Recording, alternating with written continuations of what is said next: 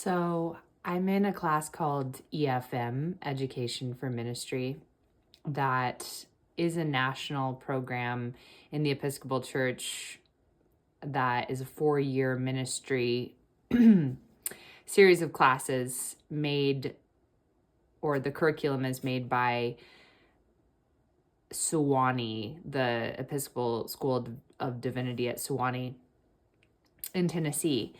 And I'm in EFM year 1, and year 1 is the Old Testament. Year 2 is the New Testament. Year 3 is church history, I think. And then year 4 is a larger exploration of faith. I'm not sure.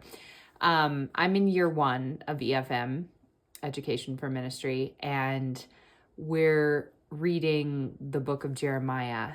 And something that it talks about a lot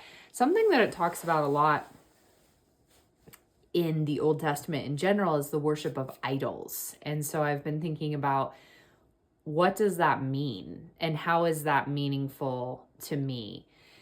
Because although there is maybe a level on which whoever wrote the Old Testament is actually talking about these carved images in the wood, really a graven image just means that which is made, as in a reflection of that which has been made instead of the maker itself, right? Because words printed on a page are certainly a graven image.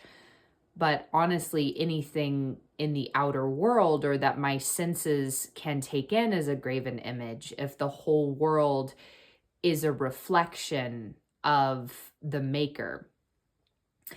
And so again, it's been very interesting to read the Old Testament and to actually be reading the Bible, because the question is, how is this useful? And how is this useful to me right now in a way that is empowering and genuine, and not ironically just doing the same thing that the Bible seems to condemn over and over again. And so instead of seeing it as, I need to, and I'm not disputing that this might be useful for people. It's just,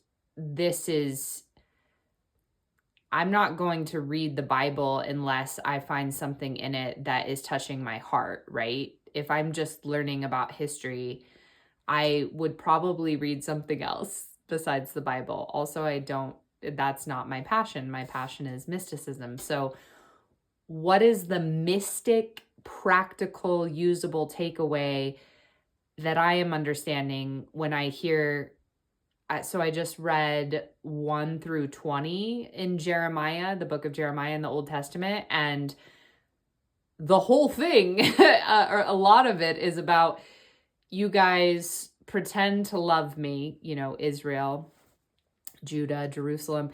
You guys pretend to love me, but you just go and worship a bunch of graven images. And the way that I'm finding that useful for myself is anything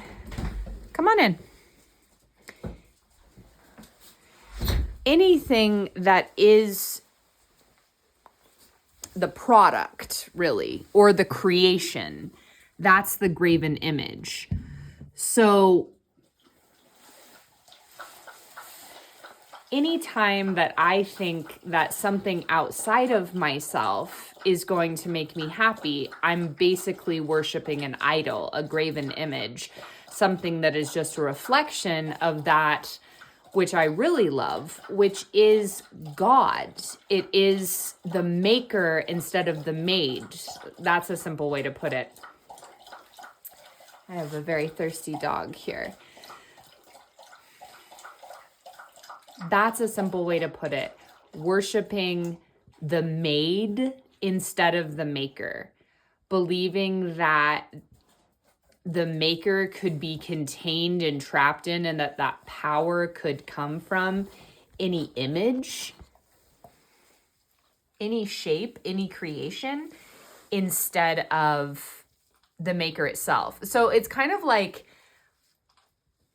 loving the objects instead of love itself, that allows the energy of love that allows you to love all things. Or I mean, a perfect example, right, is if I was going to worship a dog instead of the life itself that lives her, the God, love, power that made her. Or if I was going to worship my own body or a tree. Now, that doesn't mean, and this is why I struggle sometimes, right, with the Bible, because, or a lot of us do probably, because it came to mean, for instance, if I say, oh, well, don't worship a tree, worship the maker of the tree. Don't worship the forms of life in and of themselves.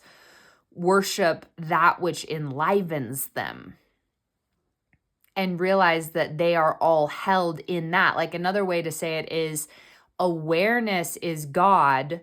All of the things within awareness are essentially graven images. And that doesn't mean don't love them. It doesn't mean don't marvel at them and all of their creation of God, because everything that was made of the one substance by the one maker. It's just, don't mistake the things that were made for the maker. And so anytime that and I mean, like, to worship, right, would be to think that I can't live without something. That to me is worship. And this, of course, ties right into addiction or attention or devotion. Like, what do I really worship? That which I think I need to live. And the truth is, all I need to live is whatever I have in, or whatever is in every moment, whatever is in awareness in every moment. Actually, I think a better way to say it is, the isness of awareness is clearly all that I need and all that I am. If I believe that there is anything that I am aware of that I need, then I'm its prisoner, and I'm worshiping an idol. I'm worshiping something that was made instead of the maker that holds and is beyond all. So, like, that to me is inspiring, versus this sort of dead, very literalist thing where it's like, oh, well, they were worshiping idols. I don't do that because I don't carve gods into a tree that I then worship. I worship the one true living God. But meanwhile, just as an example, that same person with that voice is saying, I need this much money to be okay, or I need this person to love me to be okay, or gosh, like, my okayness depends on how good my body looks according to some media standard that I've been fed. Those are idols. But again, nothing is wrong with any of these. In fact, everything's right with it, because God is good and everything that God has made is good. It's just, it's not it's belittling, I guess, to God, to awareness, to all that really is, to whittle it and isolate and separate it down to some one form. But even, right, so in this case, though, worshiping an idol to me would even mean what a lot of people do when they're thinking about Christianity. Someone is driving up right now, so I'm going to have to end this video. But even just to try and make God have one name or one thing and excluding anything else in awareness would be worshiping an idol. Because it's basically anything that you think that can be defined or contained.